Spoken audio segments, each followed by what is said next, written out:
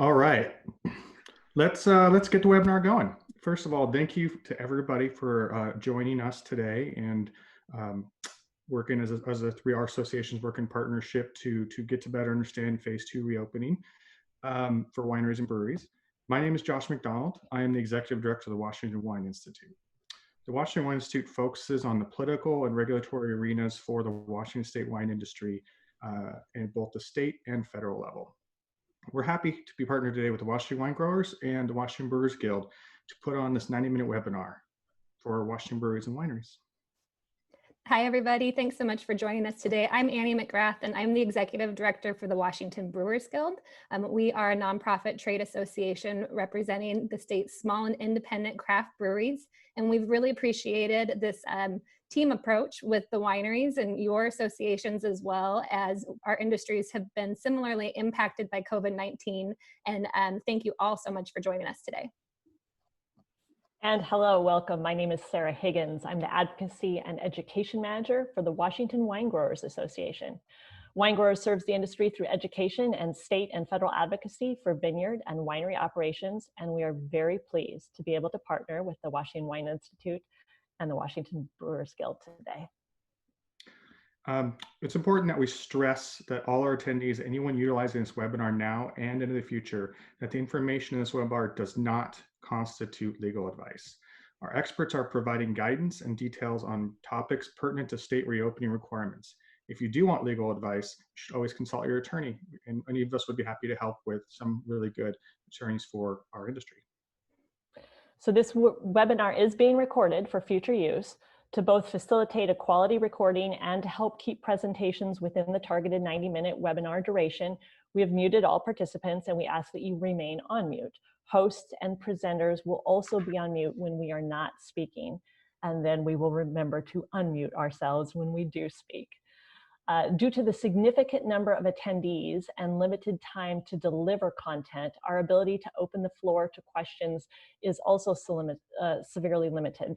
However, as we go through this webinar, Annie, Josh, and I will be asking the questions you submitted upon registering. Additionally, at the bottom of your screen, you will find a Q&A button.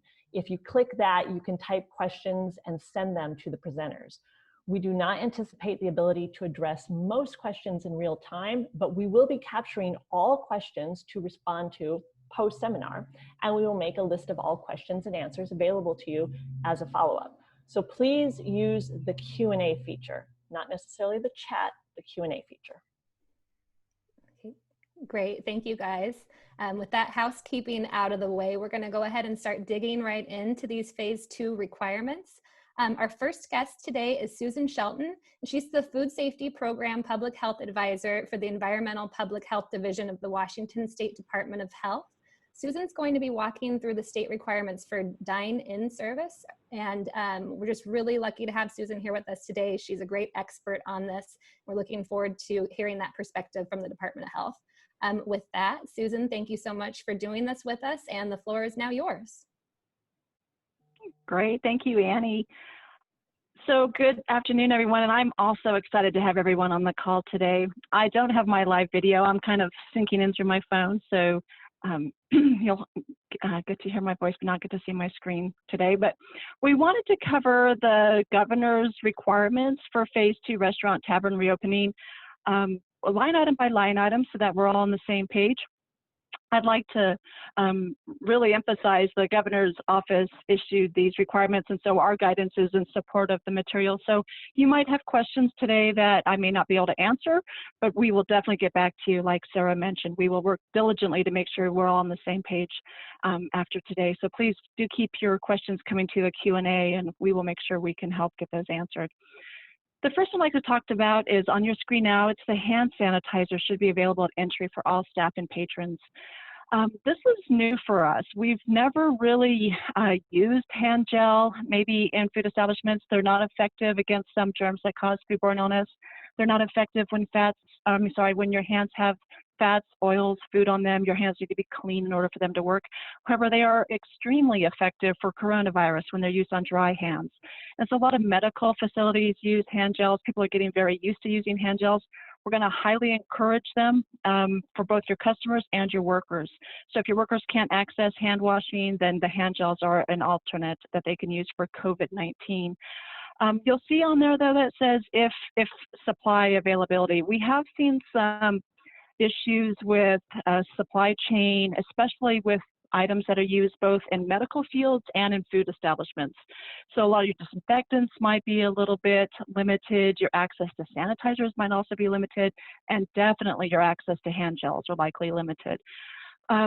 One of the biggest concepts there will be if you don't have hand gels, then encourage hand washing and make sure your hand washing sinks are properly stocked. Your limit shouldn't be with hand washing. Thank you, Susan. Is there any guidance on what types of hand sanitizers are best? Yeah, so we have a lot of different hand gels that are out there, and you really do want to look at the labels. And really what we're leading toward is alcohol-based. A lot of the other compounds can make some germs like bacteria that can be super strong, so we really want to use alcohol-based. And you need to look at it to make sure it says at least 60% alcohol. Now, it doesn't matter if it's ethanol, which is a certain type of, well, you all familiar with ethanol, ethanol or isopropanol. So both of those alcohols are sufficient. So the alcohol type doesn't matter, but it needs to be alcohol-based. Thank you for that. And as we get prepared, there's a lot of questions around where to get access or find these hand sanitizers, hand gels, and related. Right. Do you have some tips or strategies there, or common places that other folks who are already opening are finding them? Everything I've heard is that it's difficult to find them. I have not seen that hand gels are readily available to a lot of facilities, especially if you're not medical. If you're not a healthcare provider, then you probably are finding some gaps. One of the best things that I've seen the FDA do this year, though, is they've allowed distilleries to actually produce it. And if your group isn't one that's making it in-house, you can apply through both the Liquor Cannabis Board, so they require an application process, and the FDA does require that you follow a certain recipe and label, but you can actually make it in-house. If you're interested in that, there is a website that features all the distilleries that they know of that are producing it. And I know they had 37 listed this week. And if you're interested, it's called distilledspirits.org. But they are identifying the ones that are making it in all the states. And so they have about 37 listed in Washington. Lovely. I do want to highlight, though, that's unique because you're going to find that it's in a spray container. It's not like what you expect. It's not a gel. So don't be surprised if it's in a spray container because it's going to be a liquid. It's not going to be a gel that you're more likely to be exposed to. We do think, though, come fall, we'll have more access to the products that you're usually familiar with. All right, thank you for that. And we'll take that website and try to share it out to everyone here and others as part of our Q&A because that's a really good resource. So thank you, Susan. Sure. So the next item that we have here, number 2, is the bar seating. I have a feeling this is quite a hot topic with your group as well. You know, this was one that we asked about because we found in the governor's requirements, they used maybe terms differently than what we use usually in food service. You know, they grouped taverns and they included those. Well, we would often consider that a bar as well in a lot of our work. And so we were trying to get some clarification. And what we're working on here is the concept of limiting exposures that are unique to a bar environment. So we're thinking things like shared game equipment that can be disinfected between parties. I'm going to say this strangely, but mingling of unrelated parties on the dance floor. You know, you're really trying to stay 6 feet away from strangers to you. You know, keep your bubble pretty small. And so when we're giving guidance to bars, it's not that you have to close your bar because of alcohol service. It's you need to start limiting those exposures to people within 6 feet. And so really that's how we're going to look at all of our guidance. One of the biggest questions that we get is, what about live music? And I never thought in my career that I would be giving guidance on music in a food establishment because it's never been a leading cause of anything in our line of work. However, we have linked a lot of outbreaks of COVID-19 to choirs. So people that are singing in groups. And so we do want you to really think about how you're, having your events, things that where people are going to be attracted to attend. If it's going to start getting them to speak, shout, or, yell over the sound of the music, or do a lot of singing additionally. So our guidance is really designed to reduce that. Some of your establishments might have chamber music or instrumentals that probably don't lead to a lot of excessive talking and excessive, shouting. So that will probably be within our guidance. Again, we're trying to get clarity on this, and we'll send some additional information out, but do know that we are looking to limit people's exposure to people within about, outside of, or within 6 feet of their tables. Okay, great, Susan. I know we're going to have probably some more discussion about the live entertainment maybe later in the general questions area, because that is something that's been coming up a lot. But while we're on the bar seating topic, I just wanted to reiterate, and this is something that we've heard consistently from the governor's office and also the Liquor and Cannabis Board, which, as you know, regulates our industries, in depth. That the bar seating needs to be removed during phase 2. So all bar seating around the bar will need to be gone. So remove all bar stools and from that area. And then from your perspective, from the Department of Health, we've been told from the Liquor and Cannabis Board that we can use that bar area for seating, so long as it's the area in front of the bar and not at the bar itself, and that the tables are distant by 6 feet per the requirements. Is that similar to your understanding? And is that what you guys are going to be looking at when you go into one of these establishments, that the seating area is pushed 6 feet back from the bar? Right, very much so. I think part of that is to reduce, generally, if you go to the bar, maybe it's small groups and you have exposure to a lot of different people, you might also have direct person-to-person exposure to the bartender. So I think that's why the bar is particularly limited. And I want you to realize we're also looking at that for juice bars, coffee bars, we're like all of that same kind of scenario where you have that same exposure. It's not just alcohol service. But yes, we are encouraging people like Liquor Cannabis Board to set up tables like they would in a restaurant, really get people to be seated so that they're not moving around. If I can just kind of give you another example, they've had outbreaks linked back to aerobics classes, but not from Pilates. So really want you to think in Pilates level of entertainment in food establishments for a while. Just help us reduce this spread person to person as much as possible so we can get out of all of these restrictions in general. But yes, stick to the 6 foot, keep people separated and so that they have to kind of slow down their movement a little bit.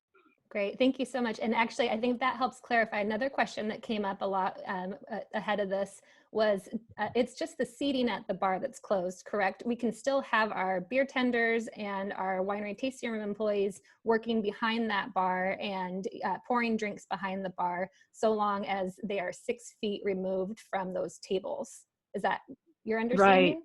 Right. Yes, and just really make sure though that you're focusing on protecting your workers too. So if you have 2 bartenders back there, they need to be 6 feet apart. You want to keep down on your close contacts as much as possible, but they can work at the bar as long as the bar isn't filled with the public, if that makes sense. Great, yeah, it does, thank you. I think that was about it for bar seating from us right now. Okay, so number 3, this is probably more for most restaurant kind of service, but facilities that offer table service. But it might affect your facilities as well if you have areas where people go to pick up their drinks or they go to have to queue in a line. You want to make sure that they're separated out. Do as much as you can to make sure that anybody that has to wait for anything is separated from people that aren't within their party. It kind of feeds into the next question, which is that all parties and tables must be 5 guests or less. And again, that concept is to try and limit the bubble. So whoever you came with is who you're leaving with kind of concept. We want to make sure that you aren't exposed to a lot of people that maybe don't have the virus or maybe that did and you didn't. Just trying to limit your bubble as much as possible. So Susan, with regard to the bubble, does this include groups that are part of the same family? What do we do if we have a family of, say, 6 that comes in? Okay, so we're looking for guidance on this one from the governor's office, because we've heard from industry that they reached out to the governor's office and heard that, yes, even a family would have to be seated at 2 tables if they had more than 5 people. So we're trying to get guidance on this. I'll have to update you once we hear. Again, we're treating it more as if you came in as a group, you stick with a group, you all came in together. We would really encourage you to think about that, though. If you have a party that came in that had 4, we wouldn't keep adding people onto that party. California, for example, is suggesting they come in as a group and they have to come as a group. You can't have people go, oh, we're waiting for this group. We're waiting for these people to come and join us. You want to keep that group pretty tight. But I'm going to get back to you on the families of larger than 5, because we want to make sure that guidance is consistent after we give them scenarios where it's like, well, what about this? To make sure they've considered all the avenues. So maybe we need to wait to hear back, but then again, too, would children and babies count toward the number 5? Yeah, and that's exactly the scenario that we provided. I mean, you pretty much have 2 parents, you know, and then 3 children, and they'll all be under the age of 6, and you would have to separate them, which I don't think that's the intention, especially if they all come from the same family group. Okay. Well, number 5. Yeah, number 5 had quite a few questions. This is about the guest occupancy must be 50% maximum building capacity. I think most people get that. Their fire code probably sets their building capacity. The biggest input that we heard from industry is that they were like, well, what's really limiting us is the 6 feet. That's really what's going to limit our capacity inside. But this concept with the outdoor capacity, many people aren't necessarily, maybe they don't have those numbers off the top of their head. It's likely going to be based on the presence of overhead cover, access through the building. And so if people have to go through the building in order to exit, that's probably going to have a bearing. And then also the number of exits. That's usually how they figure out how much occupancy you can have outdoors. Okay, great. And so would you maybe recommend that our members contact their local fire department if they have any questions about what their occupancy standards are for an outdoor space? Yeah, so our guidance is going to be, you know, separate your tables out 6 feet just like you do inside. But we really would recommend that you contact your local building official or fire marshal. Okay, great. Thank you. For outdoor. Mm-hmm. So the next one is, again, about the table distance. And this was, we want to make sure we're clear. If you have a table, it's not that tables are 6 feet apart. It's that when a person is seated at the table, they are 6 feet away from the person that's next to them at the next table. So that might mean your tables are 8 to 10 feet apart. All right, so really look at how you're doing the separation. Our biggest concern in food establishments is they spend a lot of time there. They have to breathe quite a bit whenever they eat. If they're drinking, they breathe quite a bit. And so they're going to be exposed to anything within 6 feet of them. So you want to make sure somebody that's sitting next to them at the next table is fully separated by at least 6 feet. The next one is about the face covering. This one caused quite a bit of concern and questions when it was first announced. I think early drafts probably indicated that it's going to be required, and industry was asking, how are we going to require this? It was modified, so it's a recommendation. And when they're in a food establishment, obviously they have to remove it in order to eat. So the concept would be that they would wear it when they are actually walking around. The point with that is you aren't required to make sure that they have one on. However, you are required to make sure they actually have there's a sign posted encouraging them to wear a face covering. That's required by the governor's requirement. It's also, I want to be clear that the face coverings will help you protect your employees as well as your other customers, but it will really be designed to help you protect your employees. So as much as you can encourage their use, I would highly recommend it. Susan, so now that this is not a requirement, a recommendation, but so we've got some questions around, do we need to supply masks to customers if they ask for them? How would you say we handle that? Is that just something more in best practices, or how would we handle that, as well as a customer who doesn't want to wear one, refuses to wear one? How would a winery brewery handle that situation? Yeah, so you're not required to provide them. Elle and I might have a little bit of input on this as well, but I would be hesitant probably to provide them to a customer unless they were actually symptomatic and coughing. That's usually what we see. If they come to healthcare, we're like, if you're coughing, we want you to mask up. We want you to cover. However, if they're coughing, we're going to say, you know what, it's probably better that you take this food to go. Let me help you out, and we'll get you set up, and you can take your meals and enjoy them outside of our building. So no, you aren't required to provide them. And again, if they refuse to wear a mask, it's not a requirement. So I'm not encouraging you to get into a strength, kind of challenge with people that don't want to wear them. We are hopeful, though, that you can be consistent with your employees to show them the value of the face covering. I never pushed this in my career, and yet now we're starting to see a lot of the science that actually just shows any kind of prevention of spreading the droplets when we talk and speak and cough will help reduce the transmission of this illness. So I wear them when I'm out in the public. So really just have that positive message with your employees. Also, just from the business side, know that it is one of your primary ways that you can help protect your employees as much as your customers are wearing the mask. But I would like you to really think about when you're talking with them, if you have employees that are nervous because they're not wearing a mask, there are things that you can do. Make sure that the person stays at their table. They don't go walking around to other things. Make sure that you offer to go, I will bring it to you. Talk about the screening that you're doing with customers. They're supposed to only come in when they feel healthy. The 6-foot distance between people, your disinfection that you're doing of all the surfaces. And then if possible, if you can increase the airflow in your food establishment, open windows that have screens, let air come in from the outside. That'll also help. So as much as you can do a lot of other things that will help reduce the risk, I think you can compensate for this one. Thank you for that. And I think this final question on this thing, we'll keep going. It might be a little bit more for the Liquor and Cannabis Board, but just your thoughts on, if people come in with masks, it's hard to always identify them. So if, as alcohol establishments, we check ID and make sure everyone is 21 or over. Do you have any thoughts on from the health side, how that should be handled? And again, I know this is kind of an LCB question as well. Yeah, but we obviously partner with the LCB to make sure we're mildly on the same page, and they actually issued a memo for this. And in their memo, they talked about how the check-in ID is not what's mandated by law. So if it's a person that's well over 30, you can tell by a visual check. Their guidance on the memo, it's written, it's available on the internet, actually is you don't need to pursue their ID. However, it's somebody you're like, it's still not legal to serve somebody underage. So in order to make sure that you're doing that, what they recommend is that you have the person put the ID on a station, so you're not directly handling, their card. You look at it, and then you have them step back, and then they can remove the mask. The greatest, that should not be a huge likelihood for transmission of illness. If they step back, they remove their mask for a short spell, so you can do an ID check. That's workable for both LCB and DOH. That's a really good type of approach to it. So thank you for that thought. And the next one is going to be probably something that you see more at restaurants, but buffets and salad bars. You'll see that it says they're not permitted this time, but may be addressed during guidance. DOH is issuing guidance for that. The primary way that the germ is, the virus is spread is more than likely person to person, directly with somebody that you're speaking to within about 6 feet. It can be spread through surfaces, so we are increasing disinfection of utensils. So you'll see on our guidance that we do talk a lot about disinfection of things that are shared between employees and also between customers.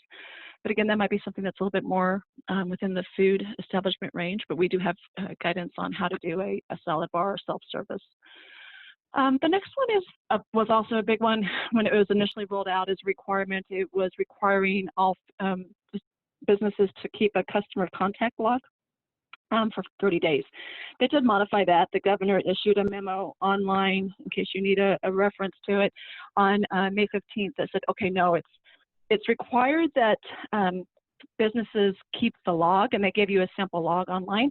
However, it's only if the customer asks you to maintain their information.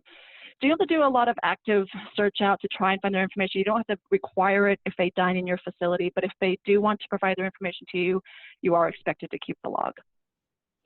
So Susan, we've got a couple questions around this particular topic. Mm-hmm. First of all, how much responsibility do folks have to communicate to customers about the log and the options? Yeah, that's a really good question, actually. We're seeing it as a voluntary. We do have access to a sign if it's something that you want to post to say, hey, if you want to, provide information, we will maintain it for you. But not anything other than notifying your employees to be aware that the log is available if the customer wants to do it. So that way you don't have employees going, I don't know what you're talking about. What do you mean by a log? You know, make sure everybody is well versed in that concept of log. We also want to make sure it's something that you do maintain. You know, it has people's contact information on it. So it's not something you want to pass around. So you really do need to be kind of intentional with how you're going to do this log. And then you are required to hold it for 30 days. After that, you dispose of it. The health department probably won't request it unless they actually have somebody that is linked to COVID-19 that has reported dining in your facility. So if someone does test positive, who is in my establishment, do I assume any liability for other guests who may come in contact with that individual, or for guests and employees who may come in contact with that individual? That's interesting. So, you know, this kind of going back to what Josh mentioned at the very beginning of this call, really want to remind you that we encourage you to speak to your legal counsel whenever you're thinking liability, whenever you're thinking about the ramifications for your employees. I can give you a couple of thoughts, though, for you to think about whenever you are working around liability issues. Liability, from what I've seen, is generally limited, or it's determined by what we call willful misconduct, gross negligence, violation of duty. So there are a lot of things there with COVID-19 that could potentially make it so that you have to really pay attention. So it's like, oh wait, I want to make sure I'm doing due diligence here. So some of the things that you see, you go through that requirement list by the governor that we're going through right now, making sure that you're addressing each one of them. Ask questions if you have them.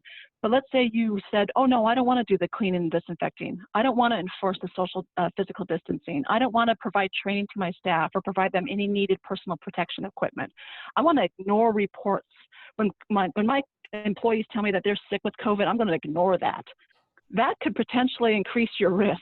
Okay, so really encourage you to reach out to your legal counsel, really review this list carefully, make sure everything you do for your business is intentional, you've got your employees fully trained, and you're able to roll this out. That is one of the conditions of the governor's requirement. They're like, if you're not able to do all of this, then you cannot open in phase 2. Okay. One more question on this one.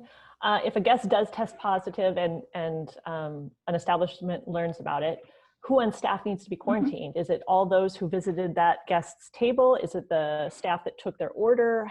Who all is impacted? Yeah, and that's one of the hardest things to try and to tease out, to be honest. So when we do what's called contact tracing, we will talk to a person that is ill, and we will try and figure out everything they did for 48 hours before that, because you can spread the illness at least 48 hours before you actually show symptoms. So we'll try and figure out 48 hours for all the time that they were actually out in public. And then we'll then try and figure out if the person that they exposed was a close contact. A close contact is somebody that's going to be within 6 feet for at least 10 minutes. Or they share a drink, or they do something else. But the biggest thing for your workers is going to be they were with them for at least 10 minutes. So we're going to encourage you to reduce how much time people spend in your facilities as much as possible, or at least with your worker. Get them to use their cell phone to look at your menu. Get them to, however you can do it, not to make it unfriendly, but to reduce how much contact time your workers have. Also to it's really going to be something that you're going to work on with your local health department. If the health department says, hey, we think your employees could potentially be at risk, whoever was in this zone or in this area, then they are going to potentially look at it and go, some of these people need to what we call self-quarantine for 14 days. The problem with this virus is it can be spread from people that are asymptomatic. That's unusual for us. Usually when we have viruses that can spread, they spread from people that have obvious symptoms, and so it's easier to pull them out. Once they can spread asymptomatic, we really have to be careful with the contact tracing. Thank you, Susan. Mm-hmm. So my next one that I'd like to mention is this concept of single-use menus. We were surprised when we saw the single-use menus. We had in our initial draft guidance to allow if they could disinfect a menu that was laminated.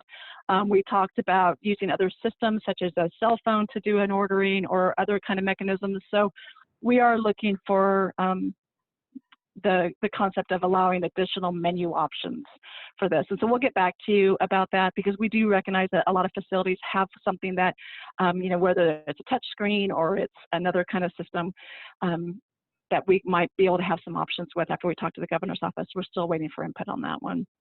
Great, thank The you for same that. kind of And we'll be sure to situation get with that info out to our members once we hear back from you on that one. Thanks. Good. The next one is similar. It's the condiments that are left on the table.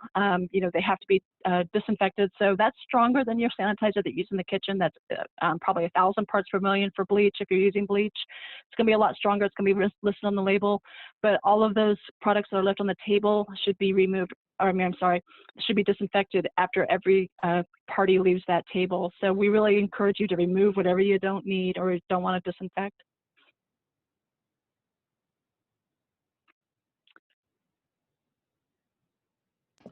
Sorry about that. Was on mute. So Susan, just to clarify, you're encouraging our industries to have the tables mostly clear. Things like candles or flowers or things that we would normally place on the table. You're right. maybe not required, but your recommendation would be that less touch points, the better. Exactly. It's really going to, you know, I feel like we're already putting so much on employees for all this other monitoring, maintenance, illness reporting, mask use. I mean, everything else we have them doing, I would lighten their load as much as possible. I agree. I'm getting rid of half your ambiance and the part that probably makes the meal partially of enjoyment. But we really want to make sure that, you know, you're reducing the risk as much as possible. If you leave something on there, the outside of it should at least be disinfected. Even if you think that people don't normally touch it, you don't know. So the next one is about the, let's see, number 12, restaurants have implemented a plan. Oh, that's what's really key. So you have to have a plan in order to make sure that you have physical distancing in your lobby, your waiting areas, your payment counters. So, you know, in addition to make sure you're training your employees about COVID and the protection and the requirements that they have, you have to make sure that your customers also are safe with physical distancing. So really do look at how you're going to be able to do that inside your facilities and implement your own plan that's specific to your operation. And so does the Department of Health have any best practices for how to handle those high traffic areas, or is that something that we might ask Byron about later in the presentation? Oh, I'm sure Byron has some great ideas, but we have a couple as well. We really encourage you to look for bottlenecks. Usually in a lot of facilities, it's going to be the restroom, the reception area, where people are waiting to get seated. Look in your establishment. You're going to know your establishment very well. I do want to encourage you. I'm hoping that they give you a prior notice that you've done maybe a reservation kind of system, or some people will say, okay, text this number and then wait outside your car until you get a table kind of strategy. We're hoping that you can control them coming into your facility in the first place. If you don't have that control set up and they just kind of rush your lobby or your waiting area, you might have some issues. So make sure that you can incorporate as much as you can to try and reduce how many people actually come into your facility all at once. Also, how they do payment, you know, as much as you can do to reduce their payment. And then you might want to consider having a designated greeter, somebody out there that you may not normally have that can help you ensure that that flow works well. Speaking of like additional staff, the next one, number 13, is minimize the number of staff at any given table. So the concept here is to focus when the guests are there. So if you have a group of guests there, like we talked about earlier, if you have one person serving them, they take in their menu, they talk with them, they take their order, they bring their order to them. You've had one person that was exposed to that group. So that person then, if that group gets ill, then we only have to really be concerned with that one worker. So as much as you can do that. Now, if once those customers leave, then you can have another worker go in and bus the tables if that's of interest to you. It's when the customers are actually there that we want you to focus to limit how many people actually go. So Susan, what about flight pours when we're talking about that kind of exposure? What's the best practice? Pour entire flight tableside and walk away? Have the customer come to the counter to pick up each taste? How do we do that? Yeah, you really don't want customers walking around your facility as much as possible. All right, so we are going to encourage that you pour the flight and walk away if that's going to be your option. Some facilities are encouraging that they use a carafe flight so that they give them a carafe and the people around the table can pour their own. You know, think about what's going to work for you. As much as you can limit the person walking around as well as your employee at that station, that would be helpful. So, and then you don't want to keep taking glassware from front of house to back of house. Once it leaves front of house, it needs to go back of house and get washed. Okay, you don't want to keep taking things back and forth to get them filled all over the place, because that increases your risk of spreading. So just make sure things that stay on the table stay there until they're done, and then they get washed in the back. So practical application then, and just for clarity with regard to credit card, cash transactions, signing receipts, recommendations in that area as well. Yeah, so the biggest thing there is obviously you don't want to touch a person's hand directly. That's probably going to be your bigger risk. You're within 6 feet of the person, they're handling something to you, whatever's on their hand, you're going to transfer onto your hand. So as much as you can use an object, like if they put it in a receipt tray, so you can take their payment that way and you hand it back to them, so you're not touching their actual skin surface. On top of that, try and get to mobile pay as much as you can. Anything that you can do through a telephone or whatever they bring in on their own. And then any shared tools that you need to use, it's going to be something that then a pen or anything like that you want to go between person to person. You really should be wiping that down with your disinfectant, before you transfer it onto somebody else. So as much as you can limit things being spread person to person is really going to be a goal. Okay. Well, one other quick question, because this one I think is particularly, spit buckets. So now we're spitting right into something that someone's going to carry away. What do we do? Yeah, spit buckets. Okay, so dump buckets. There's been interesting guidance. This affects not just wineries and potentially distilleries and bars, but it's also boxers. There was some recent guidance that we were trying to feed from for boxers, because they also do a lot of spitting in their corner. And so the guidance that they've given for boxers is to use a lidded container, obviously that only that boxer uses, and then that thing is actually cleaned after every single round, so it starts off new as well. The concern that we have, obviously, is shared, especially with somebody with saliva. Saliva is a known transmission vehicle for the virus. So we don't want people exposed to it, whether it splashes on them or for some reason they spit into it and just kind of circulates around the table, because it takes a while for that to fall down to the ground. It'll take several hours for it to actually fall. Anything that you've coughed and sneezed out, I'll probably have to get back to you on this. I'm going to have to figure out how we're going to handle these. This is like the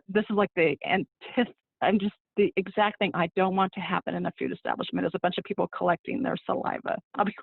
So I'm going to have to probably get back to you, but I am looking at the information they've given to boxers, and we're reaching out to other kind of large groups that do a lot of wineries as well.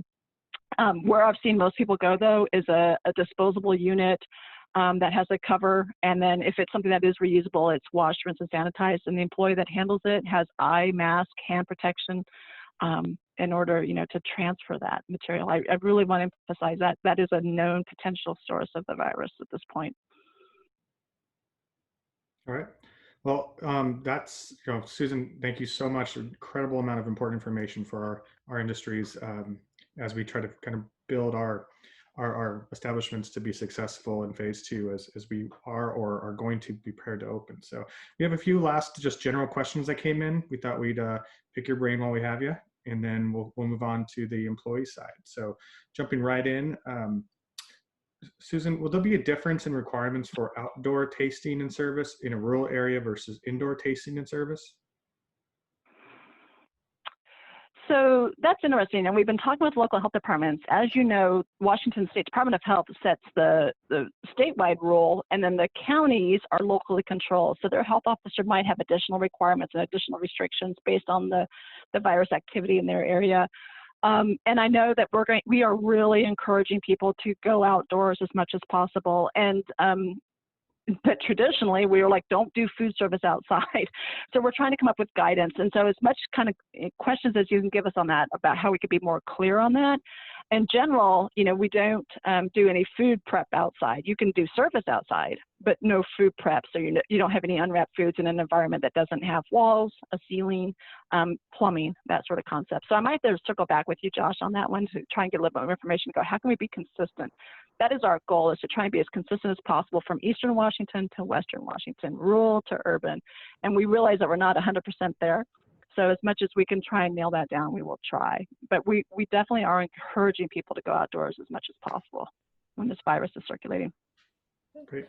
Just a quick reminder that we worked with for everyone here that we with the Brewers, wineries and breweries, worked with the Liquor and Cannabis Board to make going into your outdoor space and kind of modifying some of your space to make this work for you a much easier process than it would be normally. So we can take any of those questions offline, but just so everyone here is listening, knowing that we sent out information on that this past week. We're happy to share it to anybody, just a kind of extra add-on to this conversation around outdoor, indoor. How do I make that work for me as a brewery or winery? We can.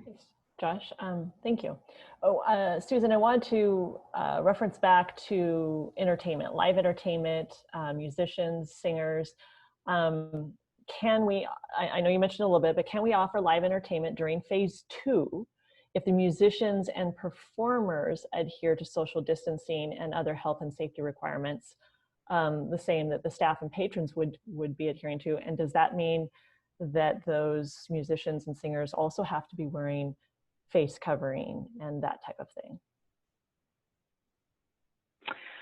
Right. So our guidance at this point, and again, we've reached out to the governor's office. This was not addressed in the requirements. There had no mention of live music in the requirements. And so we were wondering if that was an exclusion by design or if they had considered that option yet. So we are still awaiting that input from the governor's office. However, we're erring on the side of what we hope is a scientific application for COVID-19, which again, we aren't saying that you can't have live music. We are going to try and find a way to get live music to work. Some of the recommendations, like I've seen out of Tennessee and other states, is to limit how many people are on the stage at the same time. And it would be your performers, not to have your audience go up there to do a live, mic kind of option, but it would be your performers and keeping them doing the social distancing. Now, your question about the face covering is something that we are looking at. How can we make sure that they're not then spreading it, within their 6 feet onto the mic equipment or anything along those lines? So we're still looking at that. I don't have a solid answer. However, we are trying to get one. I'm hoping that it'll be this week. We've been working on this for a couple of weeks. We're definitely trying to get you to have some live music. We recognize that's a goal. And I can pretty much, like I said, your classical stringed instruments, that's probably pretty easy. Some of the live singing might be a little bit tougher. Thank you. Mm-hmm. Can we talk about glassware for just a minute? Are there any additional phase 2 requirements for sanitizing glassware? And do we need to be providing a clean glass for every drink pour? What's the guidance for glassware at this point? Yeah, so, early on, we weren't sure. The initial guidance was, do we have to disinfect this? And disinfect means you use a stronger strength concentration of a chemical. And then a few weeks ago, the FDA did clarify just your regular sanitizing. So your regular dishwashing works for this. So we do want to make sure, though, that you are, fully washing, rinsing, sanitizing, not just rinsing things off, anything along those lines. So if it comes from front of house, it shouldn't go back and just get rinsed off and then brought back out. It should stay at that table. Once you remove it from that table, take it to the back of house, then it should go through a full wash, rinse, and sanitize. So if you ever remove it from the table to refill it, then I'm like, yes, you should start new. If you can refill it at the table, then that works. Like I said, the carafe will also work when it's dedicated to that table. Susan, is it a health department requirement to have your restrooms open during phase 2, or I suppose just generally, but especially in phase 2? Yeah, that's a great question. So Washington is unique. Washington modified the food code to require customer access to restrooms if you have on-premises seating.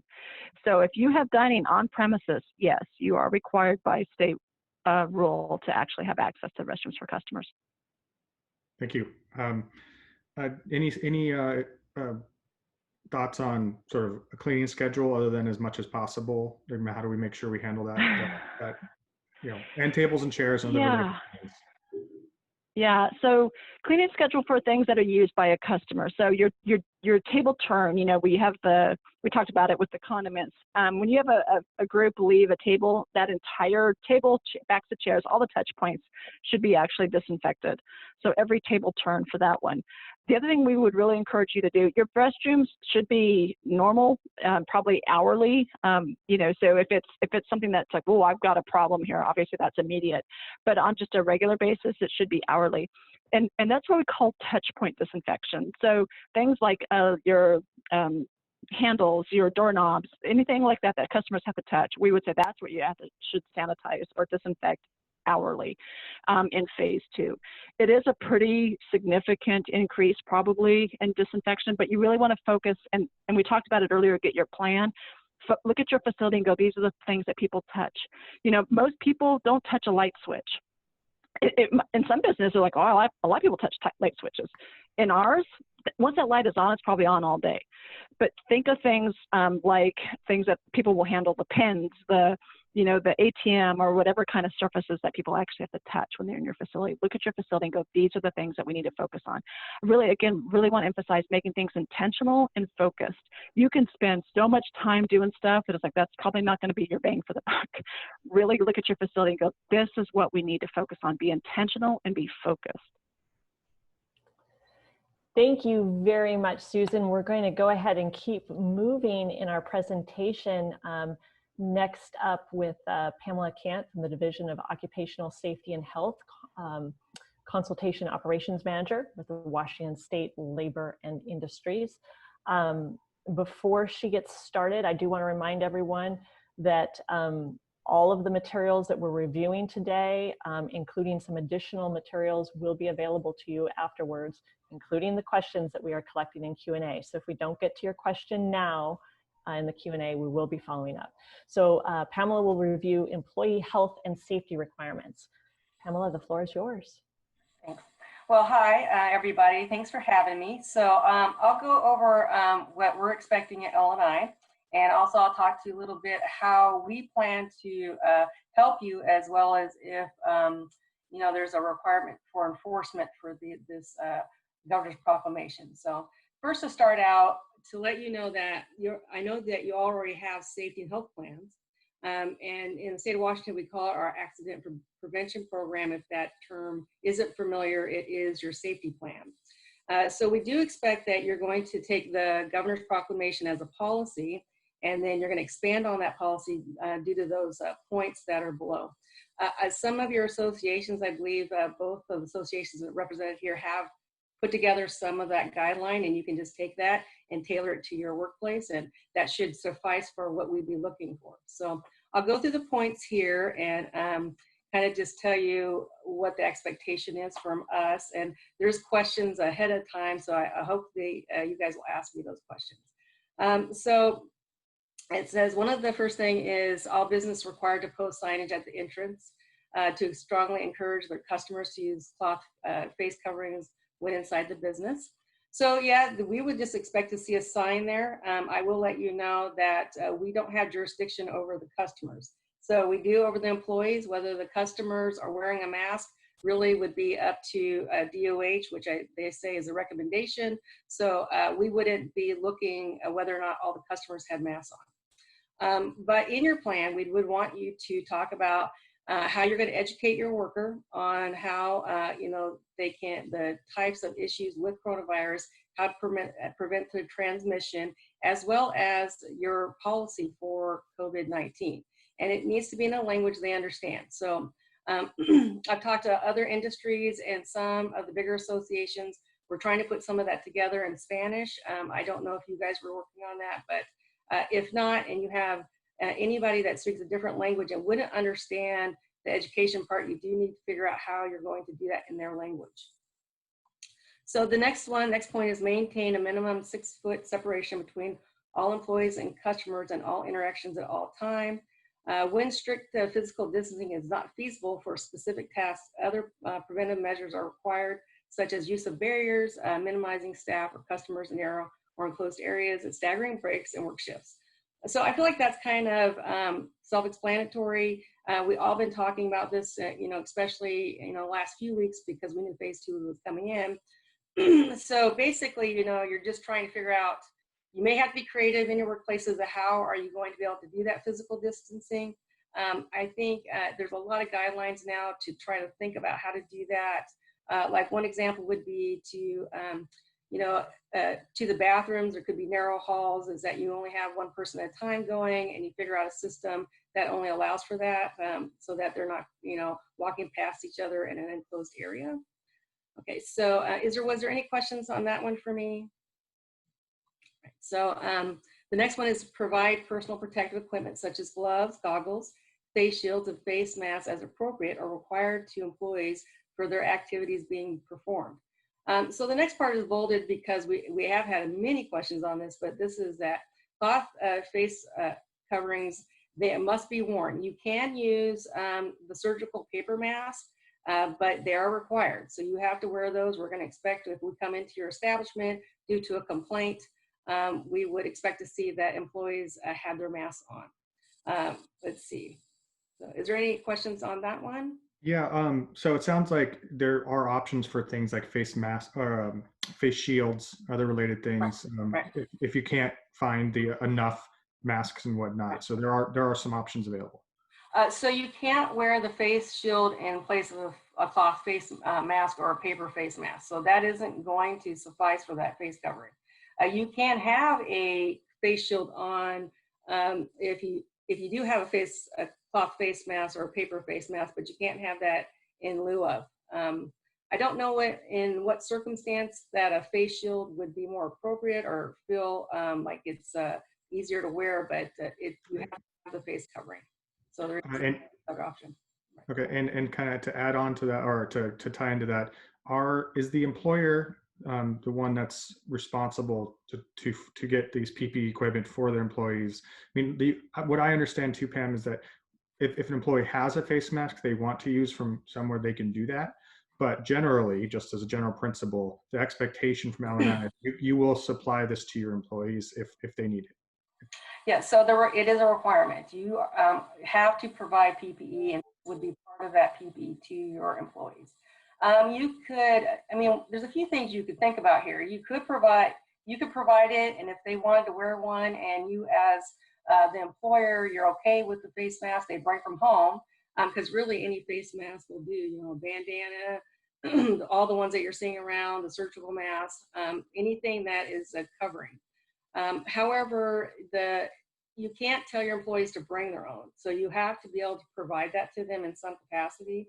But there's some things to think about too is, and I've talked with other industries about this, is, you do want to make sure that your employee is going to wear something that isn't going to embarrass you. So, there's a million types of things to wear in your face. So it probably would be to your best interest to provide it anyways, but it is a requirement. So one of the things that we would do is, while looking at your policy, is we would ask your employees where they got their mask from. And so we do expect them to say, well, my boss gave it to me. So yes, that is one. Okay, thank you. Okay. You need to ensure frequent and adequate hand washing, adequate maintenance of supplies, use disposable gloves where safe and applicable to prevent transmission on tools or other items that are shared. Okay, establish a housekeeping schedule that includes frequent cleaning and sanitizing with a particular emphasis on common touch surfaces, which we've kind of already talked about quite a bit, but we would look at how you were doing that and see, and we kind of expect there to be, we expect there to be something written about how you're going to sanitize your areas. And so Pamela, I know Susan addressed this a little bit earlier, but does L&I have a recommended cleaning schedule? There isn't good, yeah. I've been asked this question quite a bit. There isn't anything really recommended. It's kind of, I think for all of us, is just the after each use, figure out how you're going to clean after each use. So I would recommend, especially tables where people are sitting, the pins. Unfortunately, this is kind of where we're at right now, at least in phase 2. So they just have to clean everything after everybody touches it. So I would say after a table leaves, clean everything up and then start over. So I know it's going to be inconvenient for a little bit.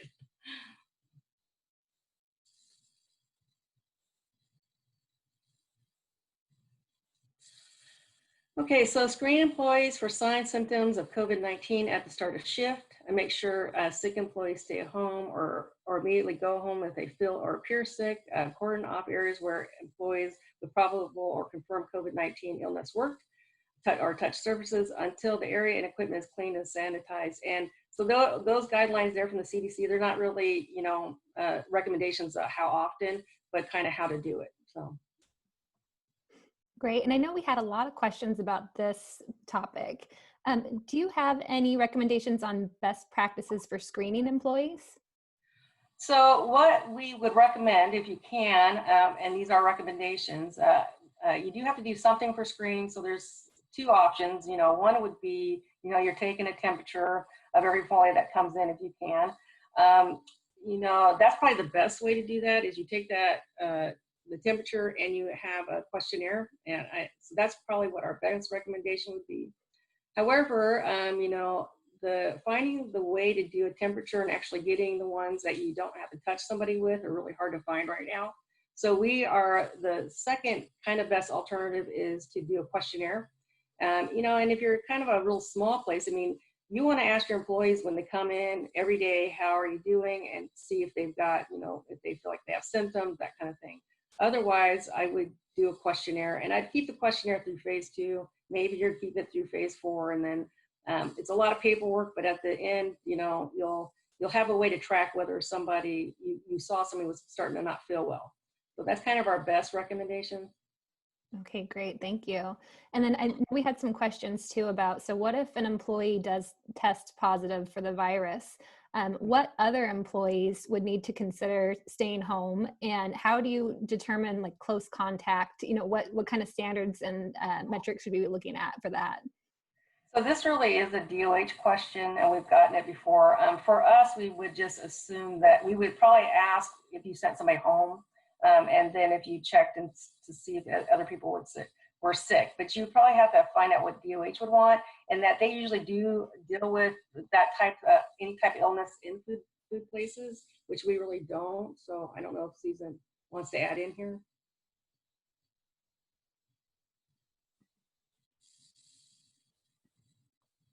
So that's my best answer. Okay. And then, one other question on this topic, if somebody on the staff does come down with the virus, what are we looking at for them to return to work?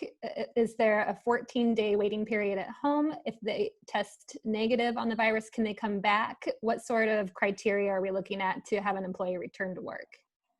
Also, this is Department of Health. We would want, Elle and I would expect that you would send them home for whatever time the doctor tells you that they need to be there.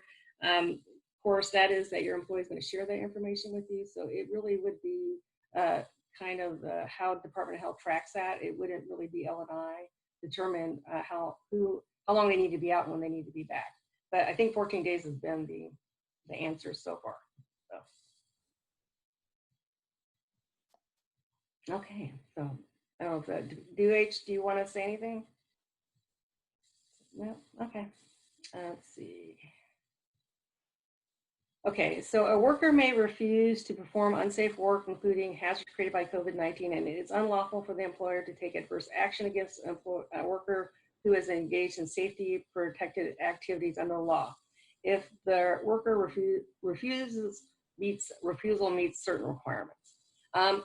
This is a tough one for everybody right now because we have had some people that, I'm not going to name names, but did get fired from a job because they didn't feel safe. And unfortunately, the employer really can't do that right now. They've got to figure out other ways to deal with an employee that, might be high risk and doesn't feel like, they can't come to work yet.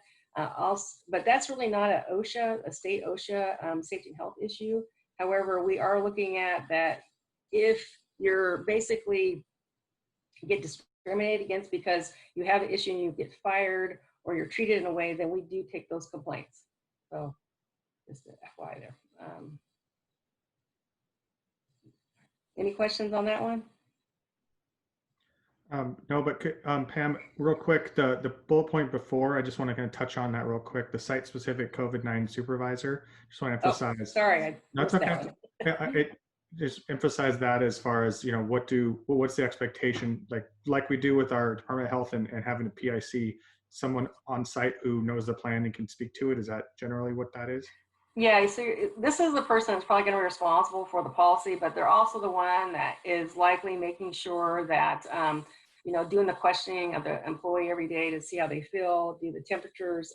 Also, you're probably the one that's going to be looking at whether or not things are getting sanitized. So that they're really designated to make sure that all these points are being taken care of on site. It can be the employer. It's whoever the employer, if it's themselves or someone else, is designated to do this for each shift. And it's important to point out this is part of the requirements of Right. phase 2. So we're not giving a best practice here. We're saying Right. if you need to have someone who understands this. Right. Thank you.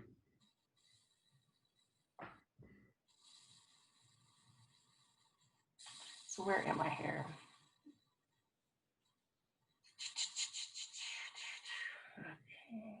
So employees who choose to remove themselves from work site, they do not believe, did I answer this already? All right. No restaurant may operate until they can meet and maintain all the requirements in this document. Also, this is some of all of us, but including providing materials, schedules, and equipment required to comply. No reopen inspections are required prior to restaurant reopening, provided they meet and maintain all requirements in this document. All issues regarding worker safety and health are subject to enforcement under LNI's Division of Occupational Safety and Health. So my job is, I am actually in consultation. And so what we do is when employers call us, we come out to help them get in compliance. We don't cite you. We're not the enforcement part of LNI, but we can help answer questions. We've currently in COVID-19, we've done a lot of reviewing of people's guidelines. So, we're here for that part of it, and you can absolutely get a hold of me through this avenue if you have any questions, and I'll help get a consultant out to talk to you or at least call you on the phone.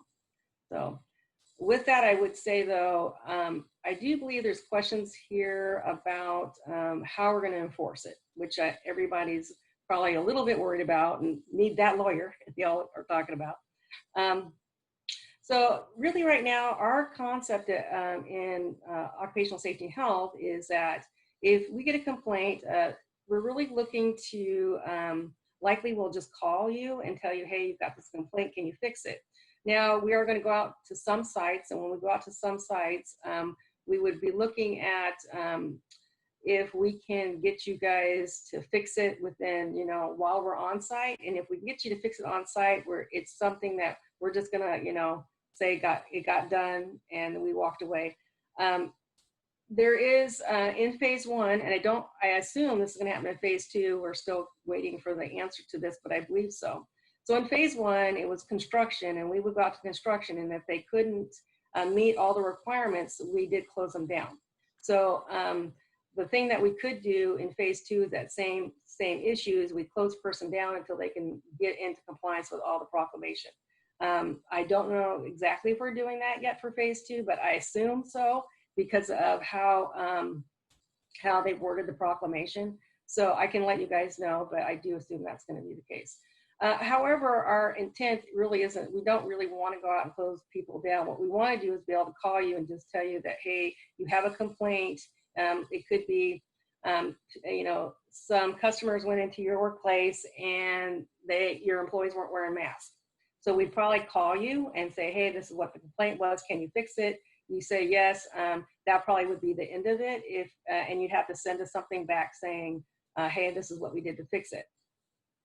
If we got several, let's say the same establishment, we got, 4 or 5 of those complaints, at some point we're going to come out and actually look at whether or not, what you told us is what you're doing. And then that becomes a little different kind of scenario. And we'd be in a compliance scenario in that situation. So that's how we're looking at enforcing it, is that we do want to give employers all, the leeway they can to get it fixed first before we have to come out. So we call you, and then if, like I said, if we get several other complaints about that, or there's some reason that we feel like that we need to come out, then it would be, if you can fix it on site, it's something that we're not going to cite you for. But if you cannot fix it on site, then it's likely that we are closing you until you can. Great. This is a tremendous amount of really helpful information. So I just want to, take a moment to say thank you to both Susan and Pamela for joining us today and providing us really great, rundown and in-depth insight on these requirements, what they mean to us, or ways to think about them so we can set up our businesses for success. So thank you both so much. And I know that as we do it as an example of this webinar, really truly our partners trying to figure out how we can be successful, keep our customers, employees safe, as well as reopen in a successful manner and do the things as right as we can. So thank you so much. So now I want to turn to, speaking of kind of setting ourselves up for success on best practices, we are really fortunate to have Dr. Byron Marlowe. He's a WSU professor. He's in the Tri-Cities, and I got the fortunate opportunity to meet him not too long ago and start working on all of this that we will be walking through a little bit.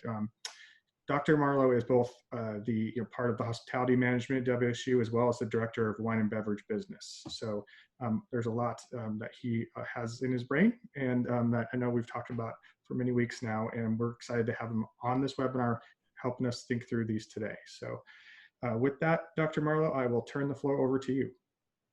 Thank you, Josh. Can you hear me all right? Yeah. All right. Well, as you can see, I am wearing a protective mask today, and it's not because I have to. Frankly, when I took the professor's creed, it's to practice what you preach. And so this is going to be something that you'll need in every winery and or tasting room or brewery if you're an employee, or to be able to provide for those employees, as well. And so I plan on lecturing at least this summer, maybe even this fall with this on, because it's also something that I find with practice becomes perfect, and you can get used to it. We are humans and we do adapt. That's what makes us who we are. And I'm sure that we will adapt to this phase 2 as well. And our hope in creating this reopening requirement guideline and best practice was to be able to support wineries, breweries, distilleries, beverage managers, as well as others who are just looking for insights onto how they may best meet the needs and even exceed the expectations of their customers, which is truly what we are trying to do. Generally speaking, I'd like to make sure that I can share some things with you guys. I doubt that we're going to go through this whole thing in the next 15 minutes. So I just want to make sure that I get out to you guys what I would really like for you guys to take away in the audience. And that is first and foremost that standard operating procedures, SOPs, are going to be extremely important in the delivery of safe services. And when I talk about safe services, I actually mean safe experiences, and we can still create memories in this day of COVID-19. So standard operating procedures along the lines of a checklist, which we did create here for you guys to be able to use as a best practice for your opening shifts and or for you to be able to have it. By scrolling down, I believe, will it be on this document here? We will get to that checklist here soon enough. Cleaning sanitation guidelines, let's keep going. It might be the next document, I think, actually. These are just references here. You can find the document. Oh, here it is. Washington Wine Tasting Room COVID Operations Checklist. Standard operating procedures. It's adaptable to your business, however you'd like it to be. This is just a checklist of what was just shared so brilliantly by both Susan and Pam to make sure that we are reinforcing exactly what are being asked of us. So physical distancing and occupancy protocols. And I'm not going to go through each one reading, but the highlights here, again, understanding that every day when we go to work, every day when we open up our winery, every day when we receive our guests, physical distancing and occupancy protocols need to be thought about, and they need to be planned. I would highly recommend going out, and right now you can go to a Starbucks and you can look at some of their procedures that they have in place. Quick service restaurants are also good exemplars when it comes to sanitation, and looking at how they are trying to operate as well. I would say that it's critical to go out and see other wineries as well. How are they operating? What are their procedures when it comes to physical distancing and occupancy protocols? Share amongst your community of practice. That way you can find best practices and try to adapt those to your particular winery. Infection prevention measures, again, highlighted by Susan and Pam earlier, but here is a checklist that we can go through to be able to make sure that we are, again, every day following through with the standard operating procedures that are now a part of our service and experience for customers. And first and foremost, I also want to share that this is so incredibly important for the safety of not only yourself, your employees, but of course those loved ones, friends, and families that you go home to visit after you've been able to finish your day at the workplace. I think that message and sharing that message with your employees will resonate and can be reinforced that this is bigger than just one individual. This is about a community that we're trying to be able to keep safe. Operational measures, including being able to really look at this customer flow, which I believe will be a issue in certain wineries, breweries, distilleries, or beverage establishments that are not appointment only. There is going to be the unexpected group that just a nature of the beast. There is going to be what we call the pickups in the hotel business. They were curious, and so they wanted to come and explore, which we want to promote. We want that curiosity, but we need to understand how to prepare for that flow. So a best practice is to go and find, I'll share with you the keyword, for lack of a better description. Two things you'll want to look at. You'll want to be and look at what is your new customer journey. So we define the customer journey typically as before arrival, motivation for decisions in coming to your establishment.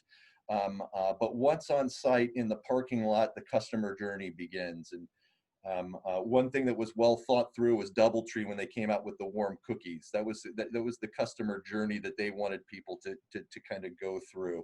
And there is a new customer journey that we need to adapt to now.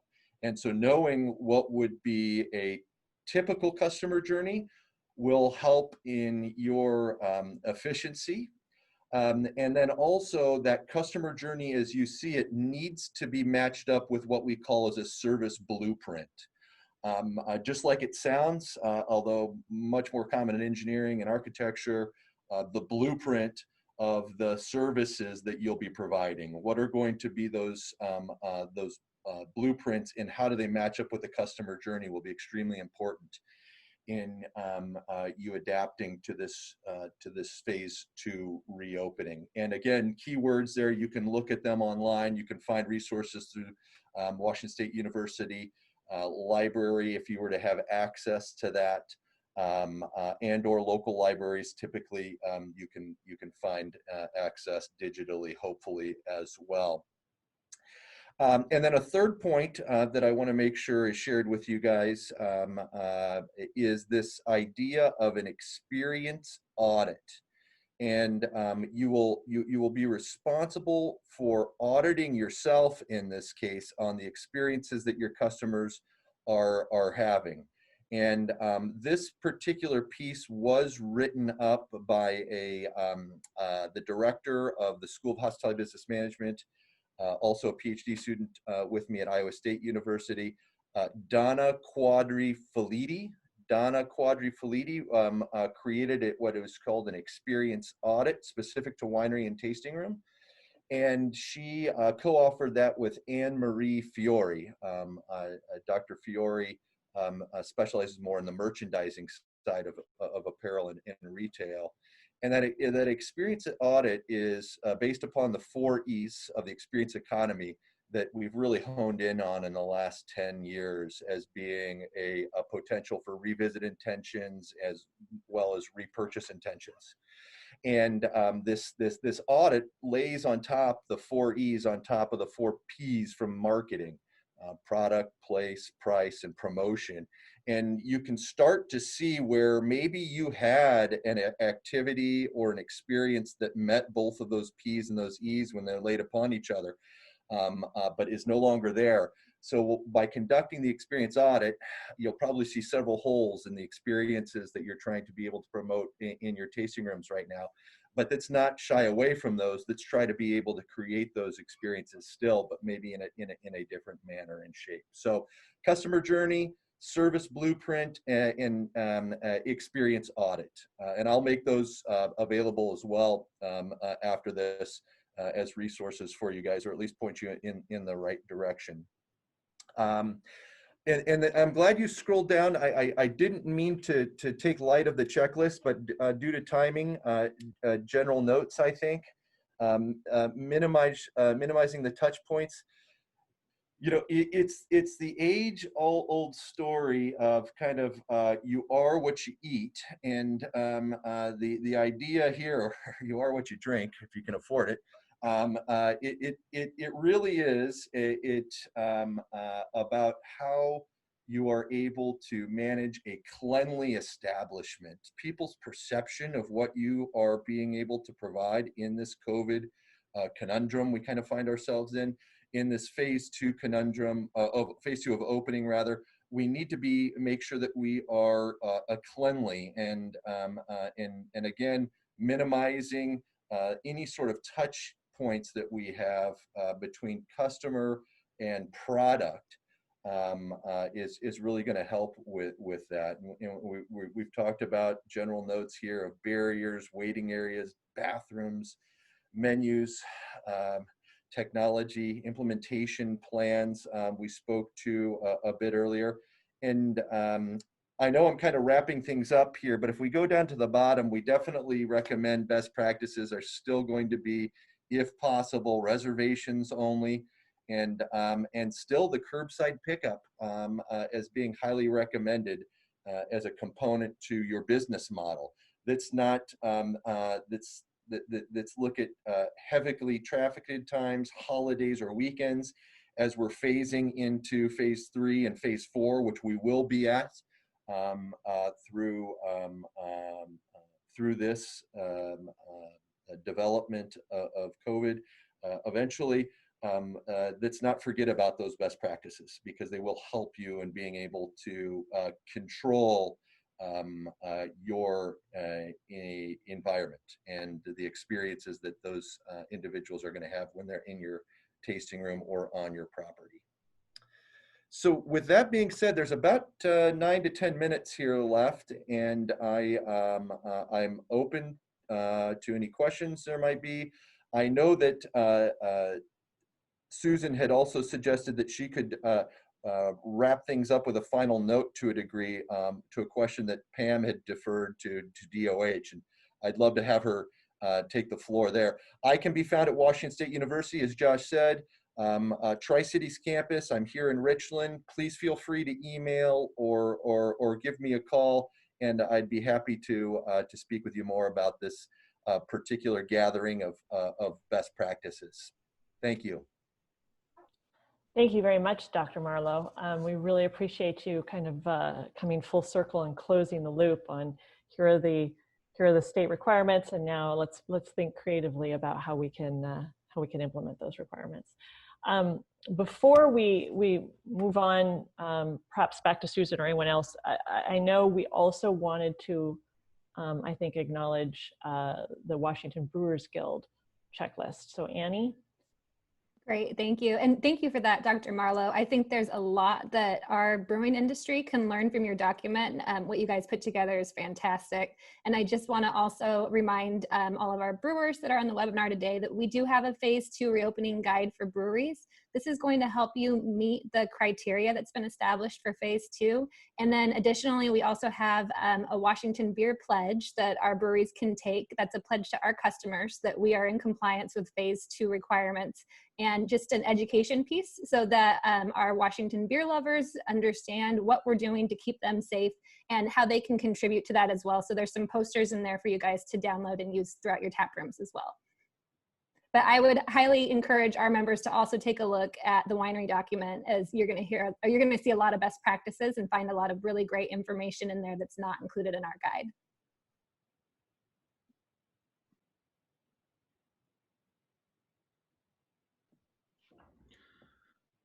Great. With that, any final comments from our speakers? We want to make sure that if there's anything that came to your mind or anything you want to add before we finish this, we'd be happy to talk about that for a few minutes before we make sure we end this on time. But if there's anything final before we kind of conclude. Josh, I would recommend to everyone on the call, if they don't have a colleague in Oregon that they know, that potentially they could find out through their network, someone to speak with. I would advise them to reach out, call, email, as although they're 2 different states, 2 different requirements, 2 different rules, they are going through this process before we are. And so they'll have already gone through some of the potential wonderful experiences and negative experiences that have been thrown at them, especially considering that they were in some cases opened up over the holiday weekend, which I'm sure was an occupancy, high volume occupancy time. So that would be a best practice I would do if I were listening in.